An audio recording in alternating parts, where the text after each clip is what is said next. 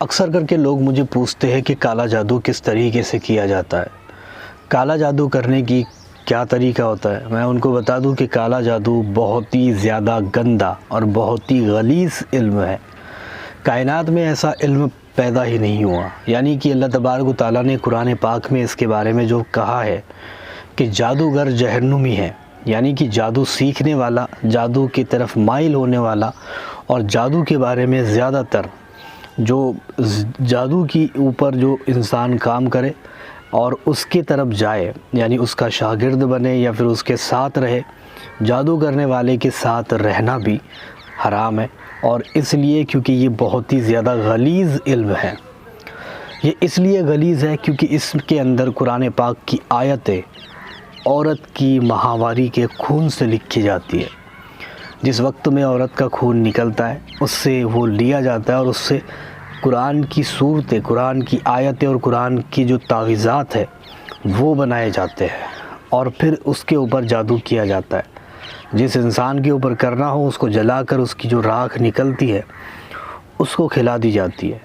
یہ دیکھو بہت ہی گندا علم ہے۔ اگر کھلانے والا ہو تو یہ اس طریقے سے کھلایا جاتا ہے، اور اگر کسی کے گھر میں ڈالنا ہو تو اس کے گھر کے آزو بازو میں تعویذات دفن کر دیے جاتے ہیں اسی کے، اور اس کے اوپر جادو ہو جاتا ہے۔ یہ بہت ہی گندا علم ہے، اس لیے اس سے بچ کے رہنا، ہمیں بچ کے رہنے کا اس سے حکم ہے، کیونکہ یہ بہت ہی زیادہ گندا، غلیظ اور خطرناک علم ہے۔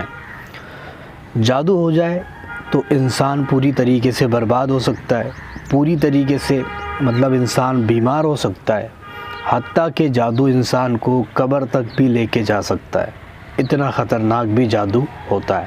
ویسے تو جادو کرنے کی بہت ساری الگ الگ ترکیب ہوتی ہے۔ کوئی انسان ناخنوں پر، کوئی انسان کپڑوں پر، کوئی انسان کی چیزوں پر، کوئی انسان کے بالوں پر۔ یہ الگ الگ طریقوں کے جادو ہوتے ہیں جو کیے جاتے ہیں، اور انہی سے ہی بندش بھی لگائی جاتی ہے۔ آپ کی کوئی چیز مل گئی، آپ کی کچھ کپڑے وغیرہ مل گئے، اس سے جادو ہو جاتا ہے یا پھر بندش لگا دی جاتی ہے۔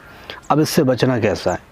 اگر آپ اس سے بچنا چاہتے ہو، آپ چاہتے ہو آپ کے بھی دشمن ہیں، جادو کرنے والے ہیں، تو آپ کو کچھ کرنا نہیں ہے، بس آپ کو 3 مرتبہ آیت الکرسی پڑھ کر گھر سے نکلنا ہے۔ انشاءاللہ تعالیٰ آپ کو پورا دن کچھ نہیں ہوگا، اللہ تعالیٰ کی حفظ و امان میں رہو گے۔ اور اس کو ڈیلی کا اپنا روٹین بناؤ کہ 3 مرتبہ آپ کو آیت الکرسی پڑھنی ہی پڑھنی ہے، چاہے کچھ بھی ہو جائے۔ تو 3 مرتبہ آیت الکرسی پڑھے اور پھر باہر جائے، پھر کوئی بھی چیز کھائے، آپ پر کوئی اثر نہیں کرے گی، ٹھیک ہے؟ یہ بہت ہی پاورفل صورت ہے آیت الکرسی، تو اس سے جادو نہیں ہوتا۔